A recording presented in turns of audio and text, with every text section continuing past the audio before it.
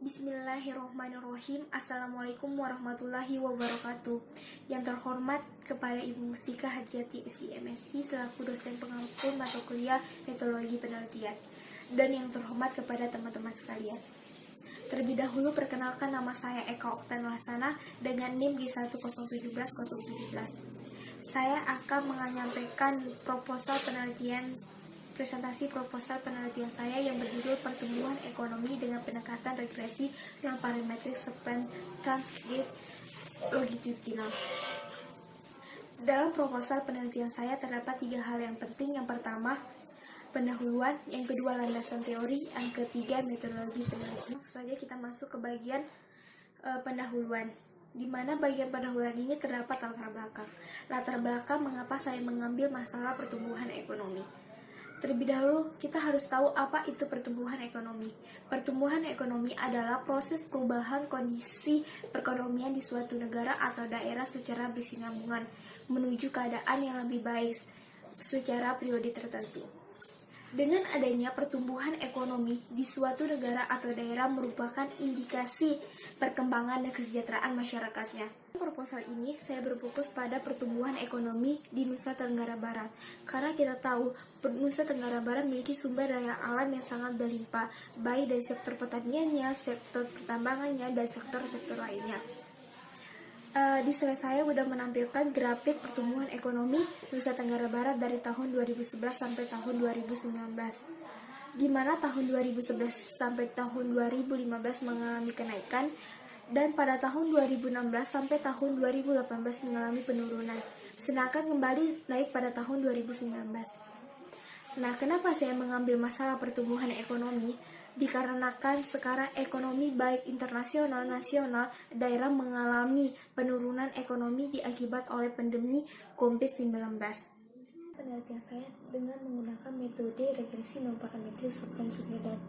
Alasan saya mengapa menggunakan regresi non-parametrik Spread Together ini dikarenakan bahwa tidak memiliki asumsi-asumsi yang harus diketahui. Jadi tidak berpatokan pada asumsi yang diketahui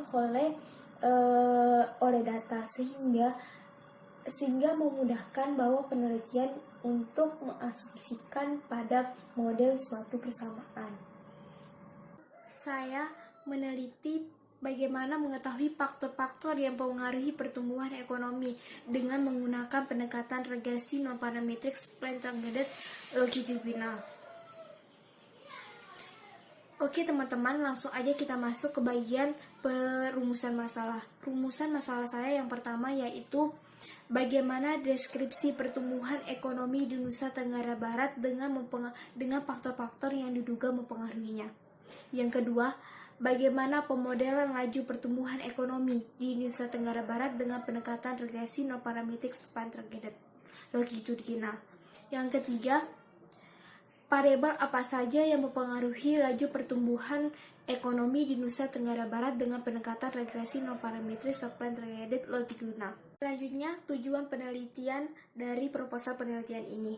Yang pertama, yaitu bagaimana mendeskripsikan laju pertumbuhan ekonomi di Nusa Tenggara Barat dengan faktor-faktor yang diduga mempengaruhinya. Yang kedua, memodelkan laju pertumbuhan ekonomi di Nusa Tenggara Barat dengan pendekatan regresi non-parametrik Spread Longitudinal.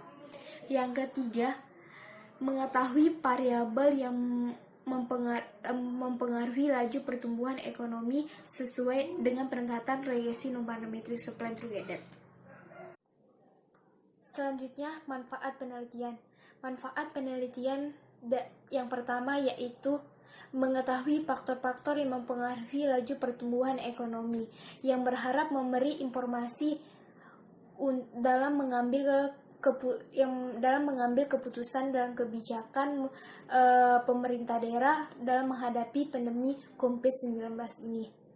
Yang kedua, memberi wawasan ilmu statistika dengan penerapan regresi non-parametrik yang berbeda di bidang ekonomi dan sosial masyarakat. Yang ketiga, menjadi referensi untuk penelitian selanjutnya.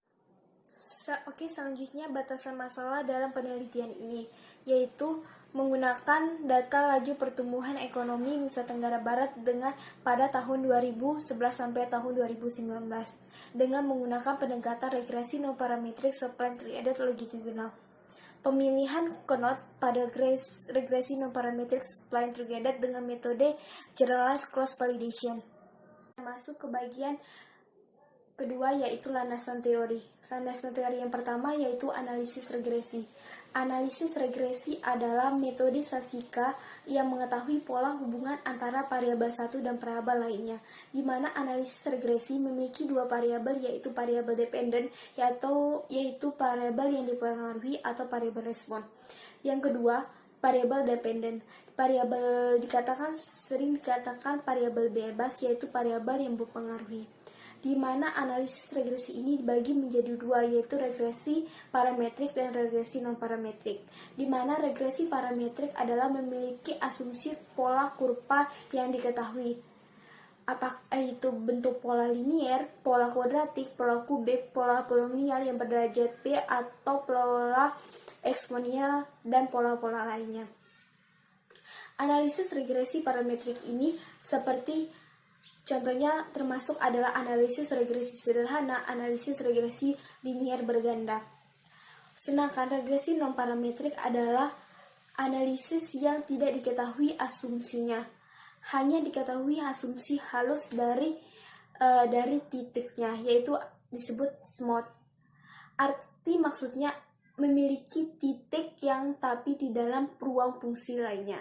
Contohnya analisis regresi non-parametrik yaitu adalah spline, Mars, neutral network, together. Spline together adalah salah satu regresi polinomial di mana segmen-segmen polinomial yang berbeda digabung pada titik-titik knot dan continuous sehingga bersifat fleksibel dibandingkan dengan polinomial biasa.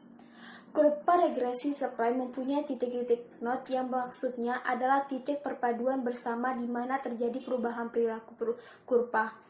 Kurva regresi spline dapat menyesuaikan diri secara efektif terhadap perubahan perilakunya data. Selanjutnya saya menggunakan data longitudinal.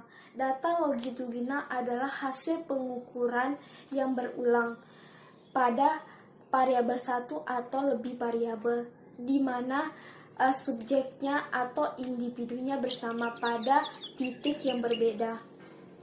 Data longitudinal ini merupakan gabungan dari data cross-section dan data time series. Selanjutnya masuk ke bagian ketiga, yaitu metodologi penelitian. Metodologi penelitian yang digunakan dalam penelitian saya itu data longitudinal laju pertumbuhan ekonomi di Nusa Tenggara Barat pada tahun 2011 sampai tahun 2019.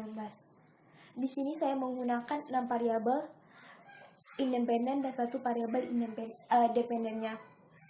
Di mana variabel dependennya adalah pertumbuhan ekonomi, di mana 6 variabel dependennya antara yang pertama belanja modal, yang kedua pengeluaran pemerintah, yang ketiga dana alokasi umum, yang keempat pendapatan asli daerah, yang kelima investasi, yang keenam angkatan kerja.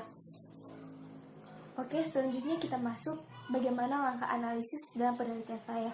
Di sini yang langkah pertama yaitu menginput data ke software. Di sini software yang saya gunakan adalah software R. Yang selanjutnya, setelah menginput data, kita membuat model regresi non parametrik yang akan disajikan dalam bentuk F plus epsilon, di mana F ini merupakan kurva regresi yang diasumsikan.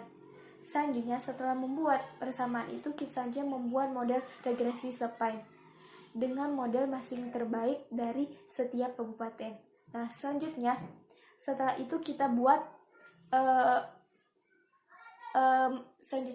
kita mencari nilai cross validation dari titik-titik untuk menentukan titik-titik knot yang minimum.